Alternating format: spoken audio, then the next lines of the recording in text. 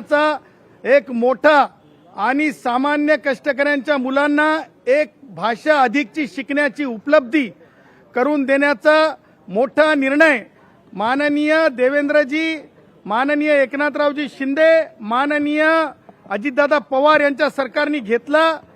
आणि त्या निर्णयाची अंमलबजावणी होत असताना राज ठाकरे यांनी स्वतःच्या गलिच्छ राजकारणाखातर, स्वतःच्या हेतुशुद्ध नसलेल्या राजकारणाखातर, स्वतःच्या राजकीय फायद्यासाठी